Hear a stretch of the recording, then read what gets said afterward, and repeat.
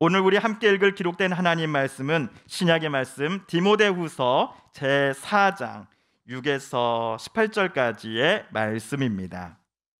신약 345쪽경에 있는 디모데후서 제4장 6에서 18절까지의 말씀 오늘 함께 읽고 묵상하겠습니다. 전제와 같이 내가 벌써 부어지고 나의 떠날 시각이 가까웠도다. 나는 선한 싸움을 싸우고 나의 달려갈 길을 마치고 믿음을 지켰으니 이제 후로는 나를 위하여 의의 면류관이 예비되었으므로 주 곧 의로우신 재판장이 그날에 내게 주실 것이며 내게만 아니라 주의 나타나심을 사모하는 모든 자에게도니라. 너는 어서 속히 내게로 오라. 데마는 이 세상을 사랑하여 나를 버리고 데살로니가로 갔고 그레스게는 갈라디아로 디도는 달마디아로 갔고 누가만 나와 함께 있느니라. 내가 올 때에 마가를 데리고 오라. 그가 나의 일에 유익하니라. 두기고는 에베소로 보내었노라. 내가 올 때에 내가 드로아 가보의 집에 둔 겉옷을 가지고 오고 또 책은 특별히 가죽 종이에 쓴 것을 가져오라. 구리 세공업자 알렉산더가 내게 해를 많이 입혔음에 주께서 그 행한 대로 그에게 갚으시리니 너도 그를 주의하라. 그가 우리 말을 심히 대적하였니라. 내가 처음 변명할 때 나와 함께 한 자가 하나도 없고 다 나를 버렸으나 그들에게 허물을 돌리지 않기를 원하노라. 주께서 내 곁에 서서 나에게 힘을 주심은 나로 말미암아 선포된 말씀이 온전히 전파되어 모든 이방인이 듣게 하려 하심이니 내가 사자 입에서 건짐을 받았느니라. 주께서 나를 모든 악한 일에서 건져내시고 또 그의 천국에 들어가도록 구원하시리니 그에게 영광이 세세 무궁토록 있을지어다. 아멘. 엊그제 금요일이었습니다. 저는 둘째 아이를 하교시키고자 초등학교 후문 앞에 서 있었습니다. 그 자리는 우리 정정자 권사님도 함께 계셨는데요. 오후 4시 45분쯤이 되자 둘째 녀석 같은 반 아이들이 신발장에 실내화를 넣고는 건물 밖으로 하나둘 뛰어나오고 있었습니다. 그 아이들 중 두 친구가 스쿨버스를 타려다 말고 저를 보더니 이렇게 말을 했습니다. 목사님, 명현이 오늘 학교에서 엄청 울었어요. 에? 그게 무슨 말이야? 야, 너 또 넘어져서 다친 거야? 아니요, 그게 아니라요.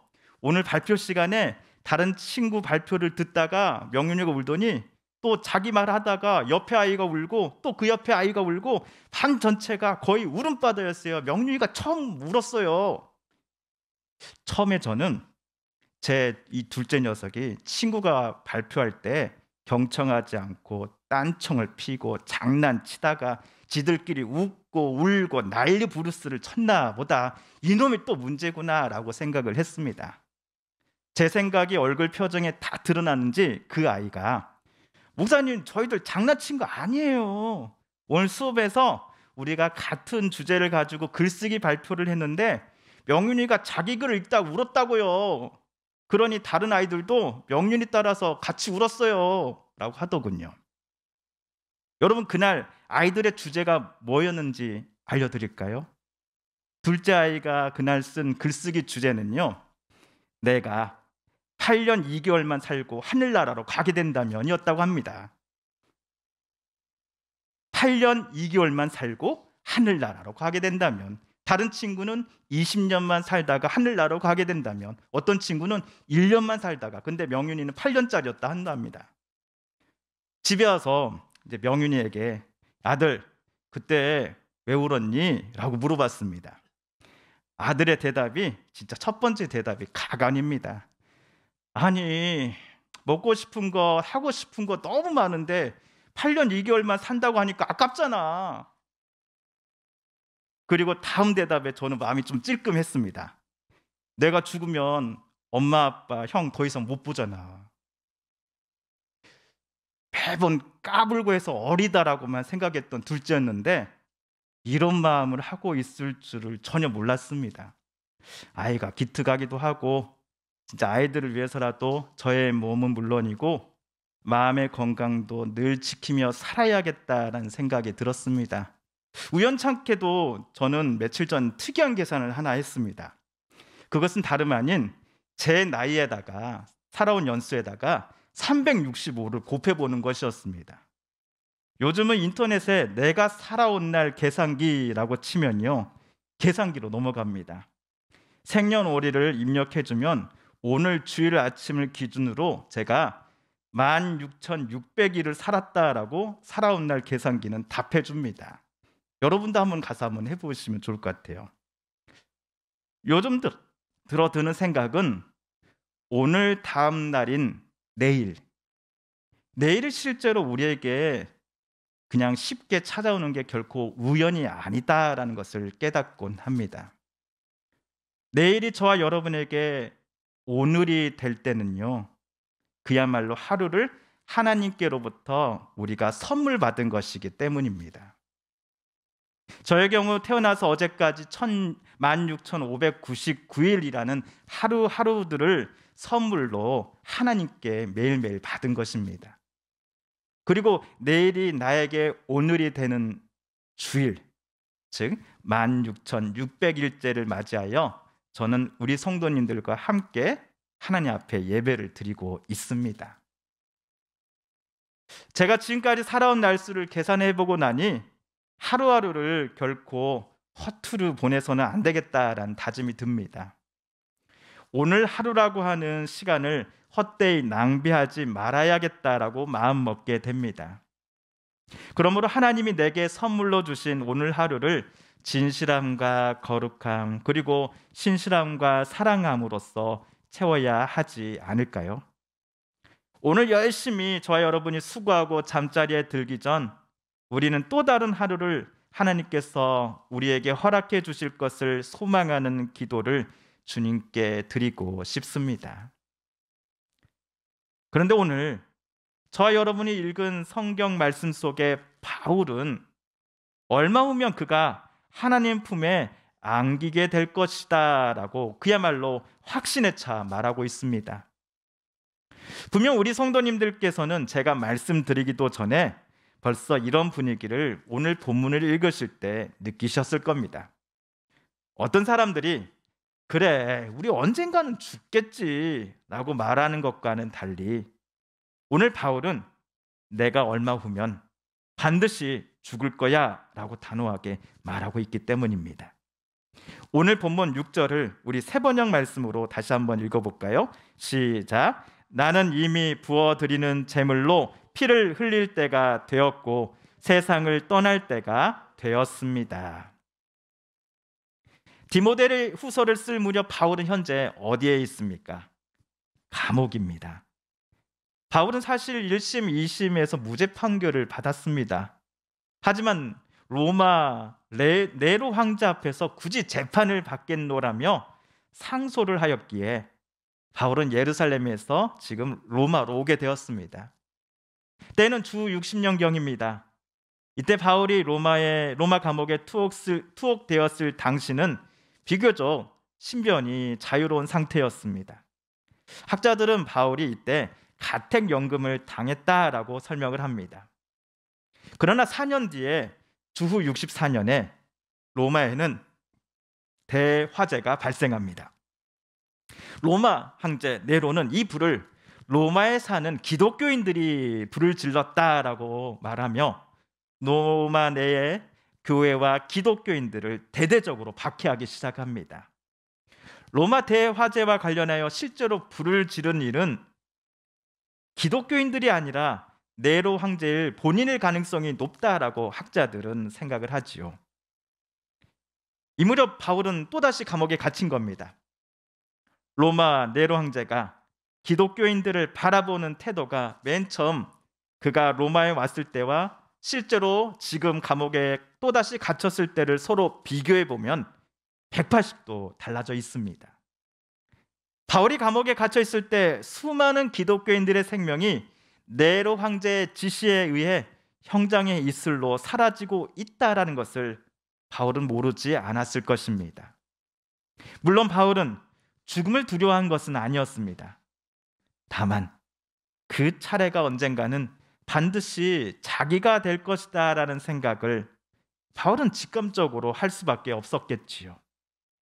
그래서 바울은 오늘 6절에서처럼 내가 세상을 떠날 시각이 가까웠도다라고 디모데에게 편지로 써서 보낸 것입니다.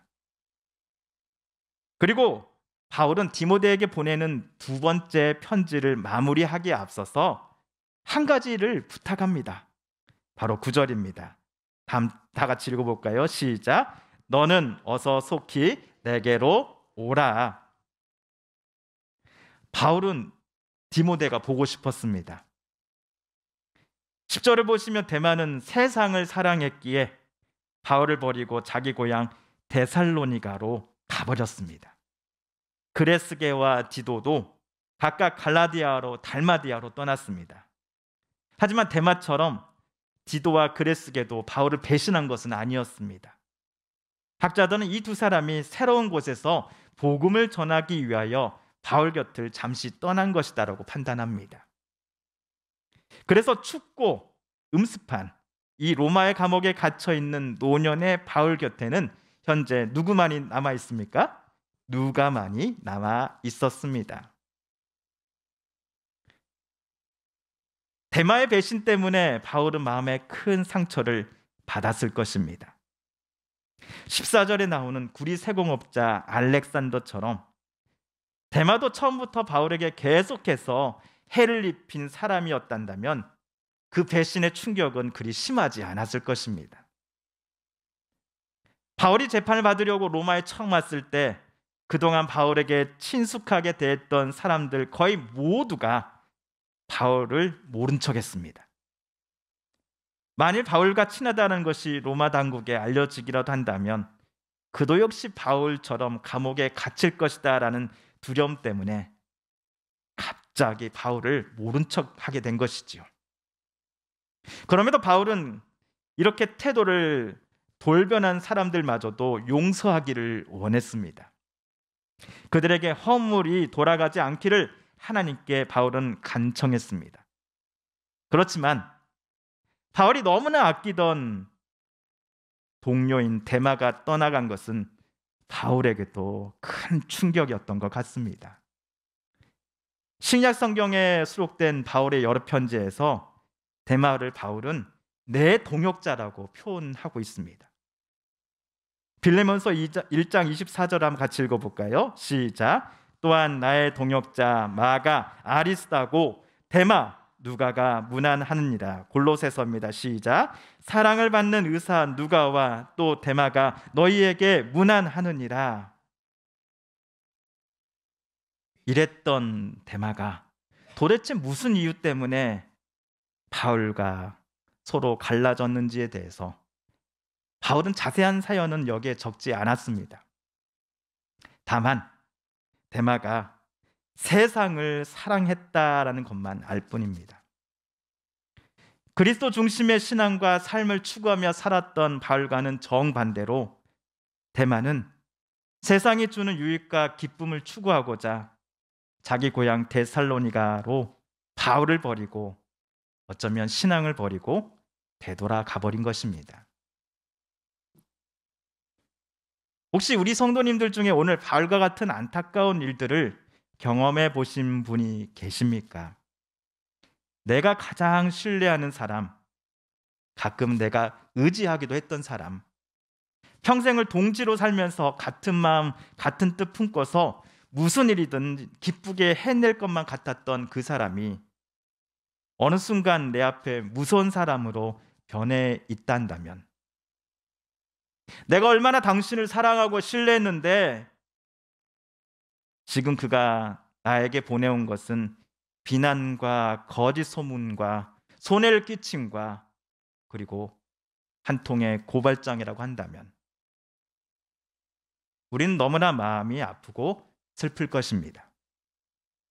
어쩌면 내가 사람을 너무나 순진하게 믿어왔구나, 내가 너무나 바보 같았구나, 인생을 헛살았구나 하는 생각 때문에 하루하루가 너무나 괴롭고 마음이 찢어지는 듯 힘들지 않으셨습니까? 이런 감정을 오늘 바울도 데마를 생각할 때면 우리와 똑같이 느꼈을 것입니다. 설상가상으로 네로 황제의 대대적인 그리스도인 박해의 분위기 속에 바울도 얼마 후면 처형을 당할 것임을 직감하며 하루하루를 여기 감옥에서 살아가고 있으니 바울의 그 몸과 마음이 얼마나 힘들었을까요?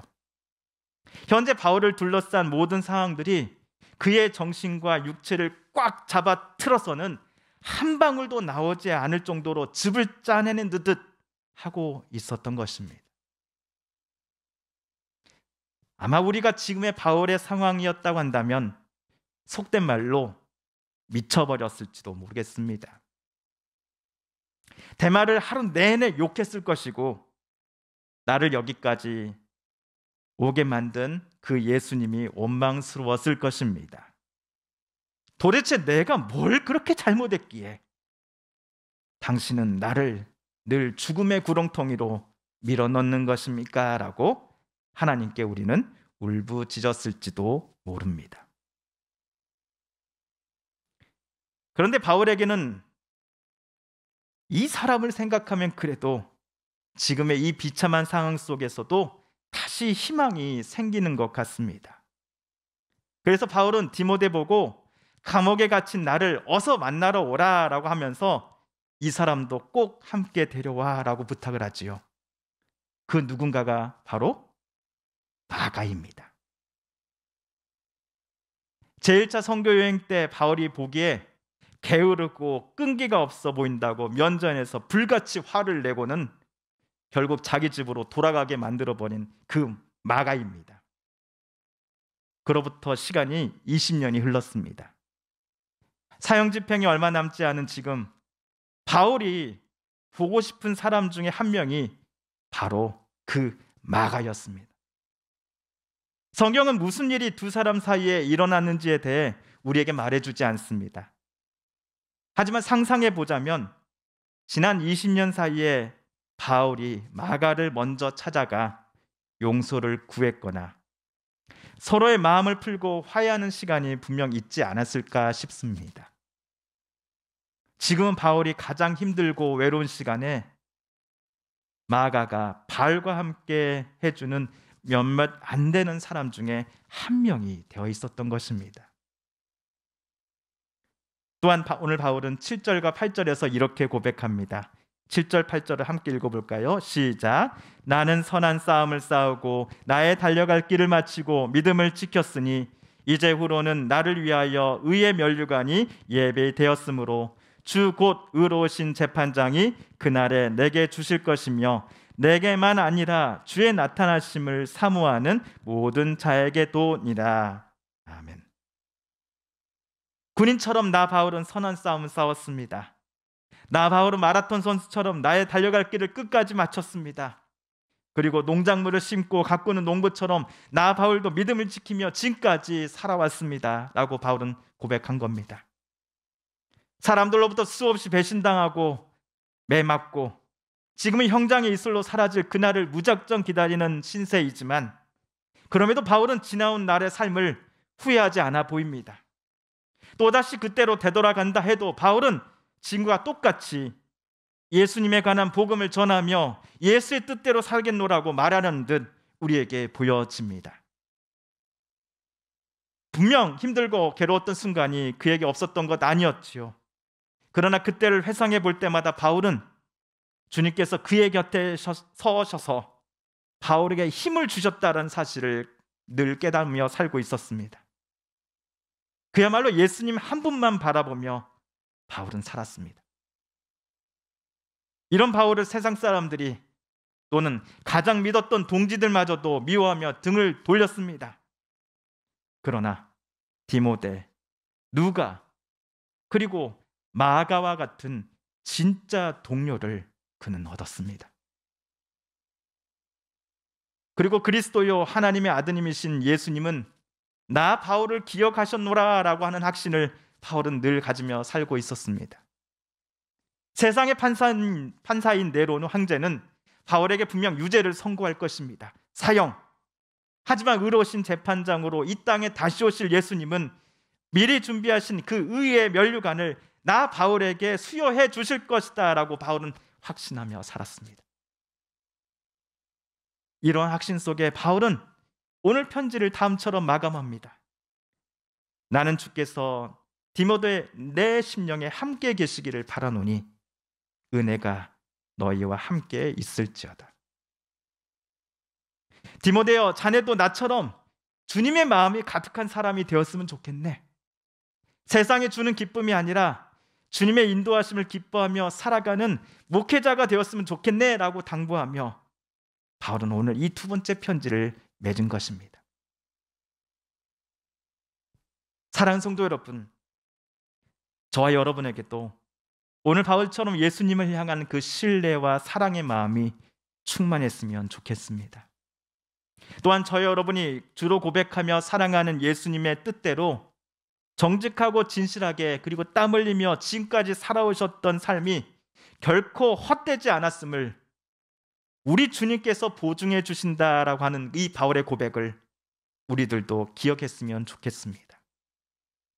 하루라고 하는 귀한 선물을 하나님께로부터 전달받은 우리들이 여태까지의 하루하루들을 어떻게 사용하고 무엇을 하며 지내왔는지를 되돌아볼 때 후회와 탄식이 없을 수 없습니다.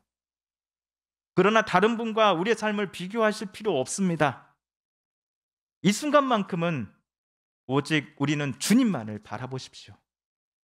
다른 사람이 나를 어떻게 생각하는가, 그 평가가 물론 중요할 때가 분명 있죠. 그러나 이 순간만큼은 나를 향해 우리 주님께서 오늘 저와 여러분에게 해주시는 말씀에만, 그 목소리에만 경청해 주십시오. 그리고 만약 내일이라고 하는 귀한 선물을 또다시 나에게 하나님이 허락해 주신다면 어제 오늘과 마찬가지로 그 새로운 하루도, 그 새로운 오늘도 늘 주님만을 바라보며 주님만을 의지하며 주님 뜻대로 살아가겠노라고 저와 함께 다짐해 보시지 않으시렵니까? 이러한 다짐과 고백을 담아 우리 마지막으로 디모데후서 4장 22절을 다 함께 읽으며 오늘 말씀 묵상을 마칩니다. 나는 주께서 내 심령에 함께 계시기를 바라노니 은혜가 너희와 함께 있을지어다. 아멘.